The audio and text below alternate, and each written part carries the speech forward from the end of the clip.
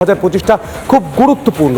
শুধু তাই নয়, একই সরলরেখায় এই 7টি গ্রহ আসছে এবং তা মানুষ চোখে দেখতে পারবে। কবে দেখেছে কেউ জানে না, কিন্তু বিষয় হচ্ছে এই মহাকুম্ভ আর এই সরলরেখায় আসা গ্রহ কিন্তু দুটো ভিন্ন জিনিস নয়, দুটো একে অপরের পরিপূরক বলা যায়, একে অপরের সঙ্গে লিঙ্ক রয়েছে। এই মুহূর্তে যে ছবিগুলো আমরা দেখানোর চেষ্টা করব মহাকুম্ভের ছবি।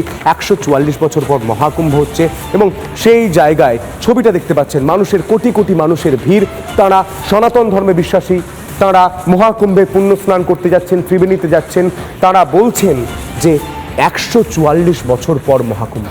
এ বিষয় নিয়ে আমরা কথা বলেছিলাম মানস ভট্টাচার্য, পুরাণ গবেষক।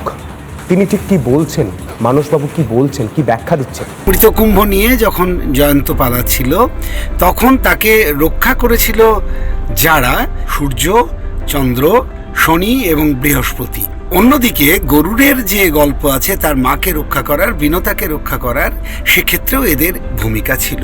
মহাকুম্ভ হয় 144 বছর পর, তখন এই চারজনের আশীর্বাদ আমাদের উপরে নেমে আসে। সূর্য, বৃহস্পতি, চন্দ্র এবং শনি এখানে যখন এক যোগে আসে তখন সেই স্থান আমাদের শরীর এবং মনের ক্ষেত্রে অত্যন্ত গুরুত্বপূর্ণ।